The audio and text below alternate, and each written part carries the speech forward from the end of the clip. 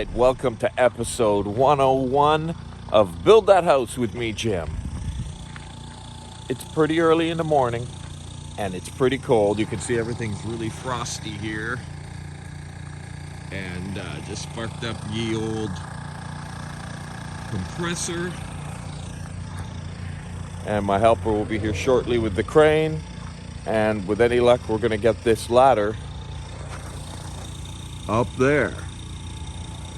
So I screwed it all with 3.5-inch screws yesterday just to stabilize it a bit better, and it shouldn't pull apart, you know. So let's see how that goes, and later on this afternoon when the sun comes out, I'm gonna see if I can go buy some paint. And we're gonna paint these, my wife wants these flat black because it'll match the windows. We're getting black windows, so we'll see how that all goes. And with any luck, it'll be able to dry sometime between, 1 and 4 would be probably the best temperature of the day for it to dry. So I don't know about that. We'll see how it goes. And then we're back into the rain for Wednesday, Thursday, Friday. It's Monday morning right now. Welcome to episode 101. Let's do it. Okay, so what we've just done is squared these roof ladders. Silly name for these. Unless they were standing on end, I guess you could climb it, but other than that, there's no real logical reason why this would be called a ladder. Of course, there's all these weird terms in construction that make no sense. Nevertheless, we measured perfectly square from corner to corner, reinforced it with these braces. Now we're firing up the truck, and we're gonna try to shuffle these things around in a way where we can move them into position up there. And this will be an epic deal. So I'll get it all on film.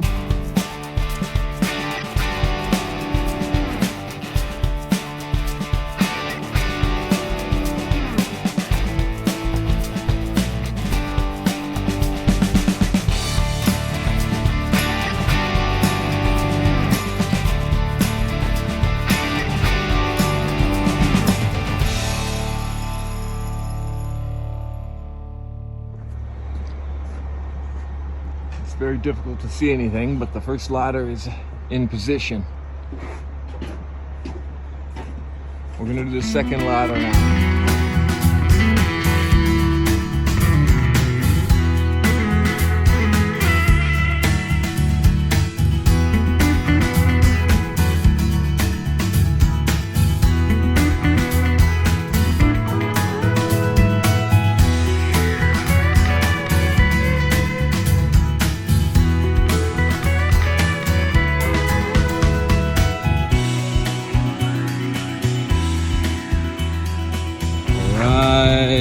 We had an amazing day, amazing session. Got those 2 ladders in, a few more trusses in. And now, while it's sunny, I'm taking advantage of this weather and I'm painting the fascias black. Flat black fascias. So there's lots to do. Got to fill the holes as I described in the last episode. 2 coats of paint on all sides. That's what's happening, folks.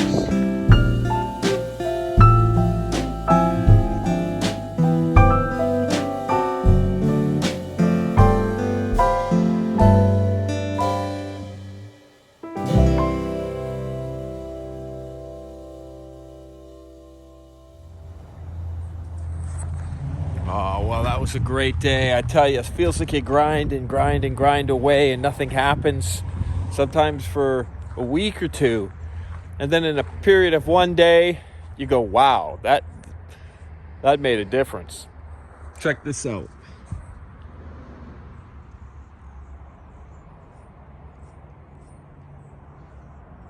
That is starting to give you a real feel. I mean, let's face it, it's a big rectangle, this house. So this roof is a little bit unique. It's a 5-foot overhang all the way around. And it gives a little bit of character. So pretty happy with that. And then started painting these fascia boards, and the guy at the paint place said, "You can't paint, it's too cold." I go, "Well, I have no choice. We've got to get these fascias up here. You can't paint them later, it's just too difficult." So I went next door and got painted another place. and took my chances.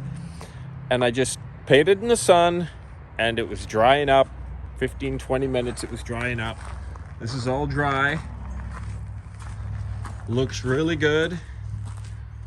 Puttied all those little knot holes and stuff. I mean, you can't get rid of them all, but it seals them up.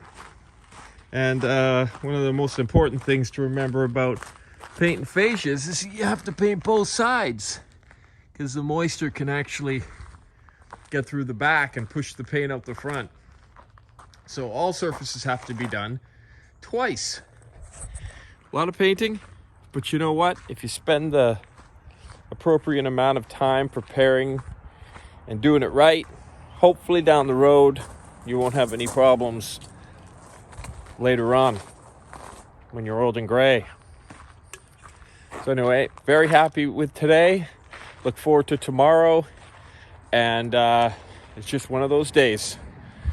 And that is a wrap. I'm actually finishing early. It's only 5 o'clock, but it's cold. It's getting dark.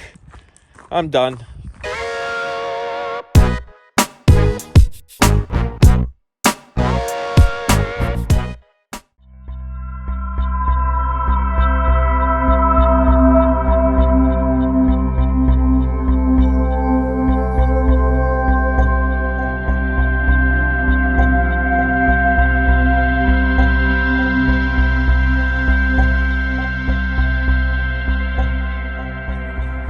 Here's a view from the top.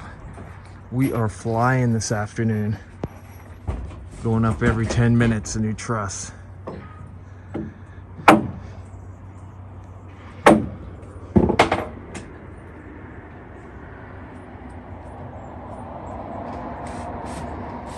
All right, I'm just hammering in these hurricane anchors, they call them. That also stops the roof from lifting off your house in a windy storm. They're pretty heavy duty. Oh man, we got so many in today. We got 12 trusses into position today. Basically, after tomorrow's session, we'll button up this end, including the 2 ladders, like on the other end. And I've got to put all these anchors in, like I just showed you there. There's 3 different types. This is for the double truss.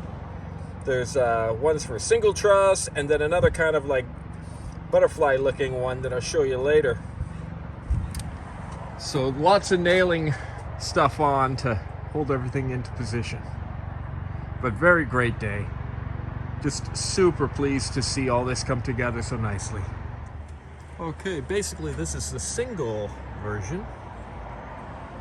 And I will show you the third and last kind in a second.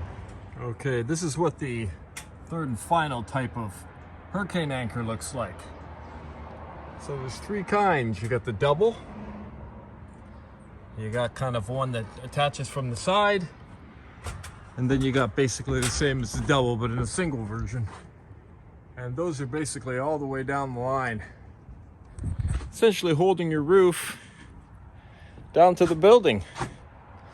So when that storm of a century comes along, hopefully it won't take your roof off. Okay, another good morning here. And I thought today would be the last day that we'd be working on the roof trusses, but we feel it's important to secure everything before this new weather system comes in, because it can get windy. And they're kind of just sitting there, tacked there. So we're re-bracing everything. In the meantime, I did manage to get the fascias painted. That's quite a bit of work. That's what they look like, black. So those fascia boards are ready to go in the weight. So we're moving right along. I just thought you might be interested. If you ever have a leak in your roof, I happen to be over at a friend's house right now, helping her out with a little bit of a leak she has through one of her bathroom vents that goes through the roof. And this is a great product you can get called Lexel. It's like a very, thick silicone. So this is where the leak was occurring, right around her vent here. So all you do is you put a good bead, then you basically lick your thumb and just press it in there. This stuff is amazing. I highly recommend it if you have a leak in your roof and you want to seal it up. As you can see there, it's creating a nice seal. Oh, I'm sorry. Damn. As you can see there, it's creating a nice seal. The trick is just lick your thumb. Man, I'm terrible at filming and working at the same time. Once that tacks up, in fact, right now it'll even be effective. So that's how you seal up a problematic situation when you have one on your roof. It's leaking. This is probably a similar product in your community or in your area, but this is what I use here, Lexol.